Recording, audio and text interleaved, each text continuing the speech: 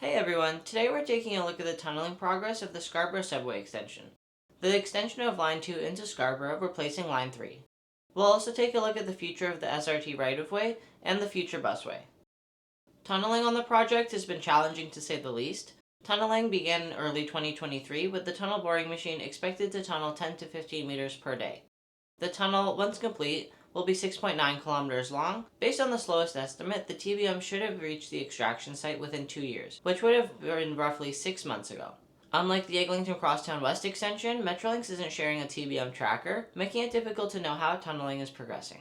However, what we do know is that in November of last year, former Metrolinx CEO Phil Verster said the TBM was stalled south of Highway 401, a little over a kilometer south of the launch shaft.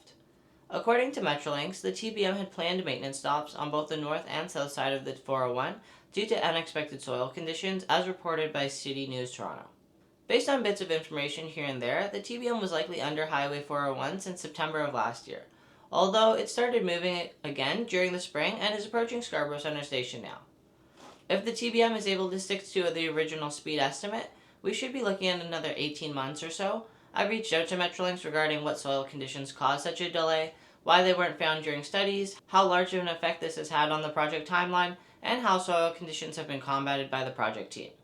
Unfortunately, I didn't get much information to share. However, the TBM is confirmed to have passed the 401, with the last 2 years focused on fine-tuning operations of Canada's largest TBM for a transit project, with crews now focused on steady operations for the remaining 5 kilometers. Moving on to stations, the terminus at Sheppard and McCowan is currently being used for tunneling operations after having been the launch shaft for the TBM. All excavated material is brought to the site before being trucked out. Tunnel rings are also delivered here. The station design process is underway for all 3 stations, with new renderings and consultations for the platform features recently taking place. There's no surprise in the layout of Sheppard Station, but it's unfortunate that such a huge bus terminal is being built as an island platform. Without a direct pedestrian connection to the bus terminal, riders will need to use the entrance building at the corner, go down to a concourse, and then back up. Buses will also be forced into making a decently long detour, adding time onto every trip. I'm curious to see what the plan is for this station. With less than 10 potential bus routes, the station's scale seems unnecessary, but these are only early renderings, so anything can happen in the end. Scarborough Centre Station doesn't have much of a connection to its namesake mall, leading to an almost 200-meter walk between the two. In contrast, the Line 3 station directly served the mall through an integrated building. A potential development on the mall's parking lands would at least include an entrance closer to the mall, although it's unclear if or when this will come to fruition. Near the station site and former SRT yard, tunnel rings are being stored before ultimately being brought to Sheppard and McCowan. Between Ellesmere and Lawrence, Stage 3 separation machines have been set up on the east side of McCowan. If you've been in the area and noticed super loud, windy machines, those are the Stage 3 separation machines.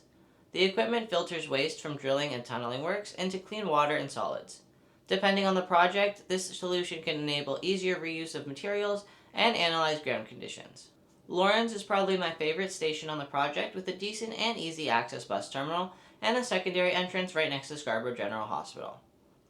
Construction is taking place on 3 corners of the intersection to prepare for major station construction, although the station box can't actually be excavated until the TBM has passed through.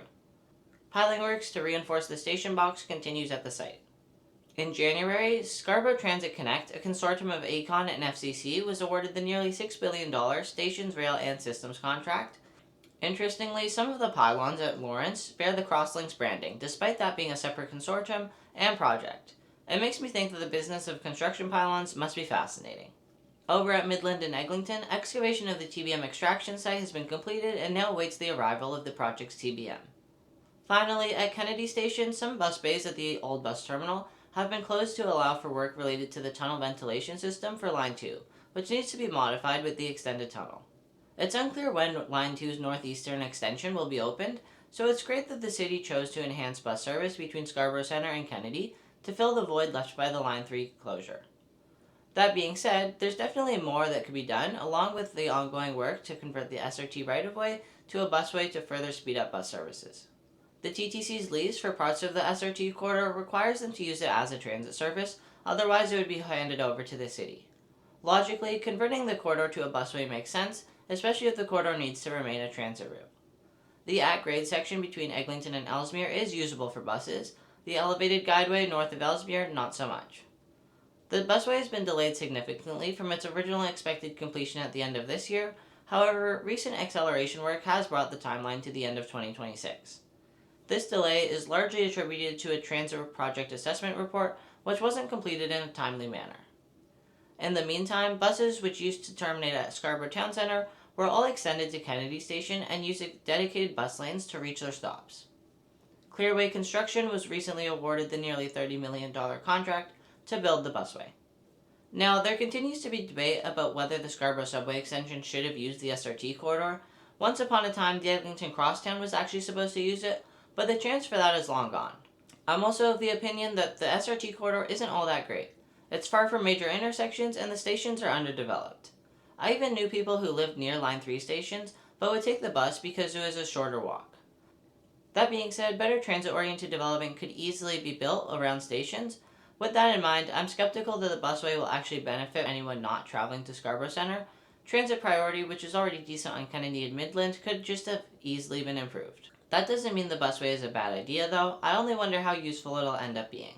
So, with the busway a couple years away, track and infrastructure removal along much of the corridor is complete, and preparation for paving works. Approximately 60% designs for the busway have been released, and wow do they leave a lot to be desired. The stops at Lawrence and Tara include platforms on both sides of the busway, and zebra crossings for riders to cross the busway and access platforms. I can already imagine this setup encouraging riders to cross in front of buses, delaying them, and forcing buses to travel even slower. Potentially more of an issue, though, is simply the sheer frequency of buses on the corridor, sometimes every 10 to 30 seconds, which could make it difficult for riders to actually access the northbound platforms at times. Especially at Lawrence East, there's already an existing station building, which had an underground pathway going right under the guideway. I'm not oblivious to the temporary nature of the project and need to minimize cost, especially while maintaining accessibility and timelines. But at the very least, pedestrian islands between the lanes on the busway would have been so much better for pedestrian crossings. Once complete, buses will be shifted off of Kennedy and Midland to use the busway between Kennedy Station and Ellesmere, and then run in dedicated curb lanes between the busway and Brimley Road outside of Scarborough Town Center. The upgraded bus routing is expected to save riders between 2 and 7 minutes per trip. It's also worth discussing accelerating upgrades of the Stouffville GO line to better serve Scarborough Transit riders along a very similar corridor as the busway. Double tracking of the Stouffville line has been completed on almost all of the corridor between north of Kennedy Station and Unionville. The SRT guideway at Kennedy prevents the GO platform from being built to its full length and should have been demolished as soon as possible to extend that platform. Connecting the double tracks to Kennedy Station will also better support the two platforms.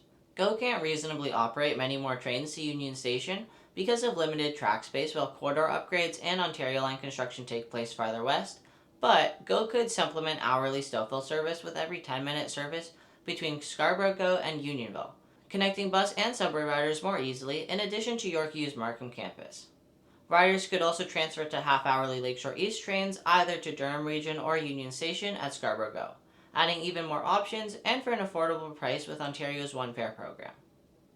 Cheap temporary stations could also be built at Lawrence and Ellesmere using wooden platforms as a temporary addition while Line 2 construction continues, although I admit that's a bit more of a fantasy. Construction of a replacement for Line 3 has taken far longer than it should have, but with the Scarborough subway extension delayed by at least a couple more years, there are lots of measures that the city can take to improve travel for Scarborough Transit riders. After the planned maintenance stops for the TBM, tunneling has restarted, and the TBM is likely near Scarborough Town Center, but it's unclear whether there will be more planned stops. Once complete, the busway, Line 2 extension, expanded GO service, and more will give Scarborough a comprehensive transit network, but it's unfortunately not clear when these projects will be completed. Thanks for watching.